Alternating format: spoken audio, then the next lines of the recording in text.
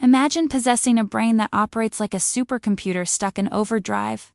It constantly generates brilliant, hilarious, and deeply empathetic thoughts at lightning speed, allowing you to connect with millions of people.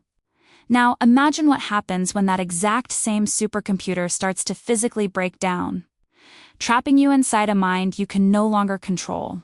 Robin Williams was undeniably one of the greatest entertainers in human history. His energy was so massive that it felt almost supernatural. But behind the rapid-fire voices and the manic comedy was a classically trained, highly intelligent man fighting a private battle against a terrifying neurological enemy. Today, we are breaking down the origin of his unique genius, his evolution into an Academy Award-winning dramatic actor, and the tragic, invisible disease that ultimately stole his mind. The manic, loud persona of Robin Williams actually was born out of extreme silence. He grew up in a wealthy family, but his parents were constantly working or traveling. Because he was largely raised by maids in a massive, quiet house, he had to entertain himself. He started playing with toy soldiers, giving every single figure a different voice, accent, and personality. He learned early on that humor was a survival tool, a way to break the silence and force his busy parents to pay attention to him. He eventually took this raw talent to the prestigious Juilliard School in New York, where he received elite, classical acting training alongside his roommate and lifelong best friend, Christopher Reeve.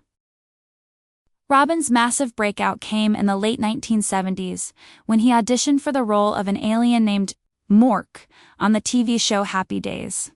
When the producer asked him to take a seat, Robin immediately turned around and sat upside down on his head in the chair. The producer hired him on the spot, noting that he was the only actual alien to audition. When the spin-off show Mork and Mindy began filming, the directors realized standard scripts couldn't contain him. They literally stopped writing dialogue for certain scenes. Instead, just writing, "Robin goes off here," he changed television production. They had to add extra cameras simply to follow him because no one, not even Robin himself, knew where he was going to run or what he was going to say next. To understand Robin's stand-up comedy, you have to understand improvisation. It wasn't just telling written jokes. It was a live, high-speed connection of ideas. Think of a traditional comedian like a classical musician reading notes off a page. Robin Williams was a jazz musician. He would take a random word from the audience, connect it to politics, filter it through a Shakespearean accent, and output a brilliant observation in 3 seconds. It was a stream of consciousness. His brain naturally linked concepts faster than normal human speech could keep up, resulting in a manic, breathless performance that left audiences exhausted just from laughing. But Robin knew he couldn't just be the loud clown forever. He began taking dramatic roles that showcased his classical training. Films like Dead Poets Society and Good Will Hunting revealed a completely different side of him. In these roles, he stripped away all the manic energy and the funny voices. Instead, he projected an incredibly deep, resonant empathy. He won an Academy Award not for making people laugh, but for playing a grieving therapist who helps a broken young man forgive himself. He proved that his true gift wasn't just speaking quickly. It was his profound understanding of human pain. Tragically, the very brain that gave him his genius eventually turned against him.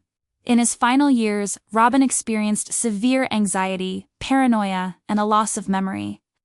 For a long time, the public and the media assumed he had just fallen back into severe depression. But an autopsy revealed the truth. Robin was suffering from Lewy Body Dementia. To explain this simply, imagine your brain is a highly organized computer. Lewy bodies are like rogue clumps of protein that act like a physical virus. They invade the brain and slowly destroy the cables that control memory, movement, and emotion. His brain was literally being hijacked and destroyed from the inside out. His suicide in 2014 was not simply a surrender to sadness. It was the final result of a catastrophic neurological disease that left him trapped. Here is a quick fact to wrap up the topic. When Robin's lifelong friend Christopher Reeve was paralyzed from the neck down in a tragic horse riding accident, Reeve fell into a deep depression, convinced his life was over. While in the hospital awaiting major surgery, the door burst open, and a man in an oversized surgical gown rushed in. speaking in a thick Russian accent, claiming he was a proctologist there to perform an exam. It was Robin Williams. Reeve later wrote that it was the very first time he laughed since the accident, and it was the moment he knew that somehow he was going to be okay.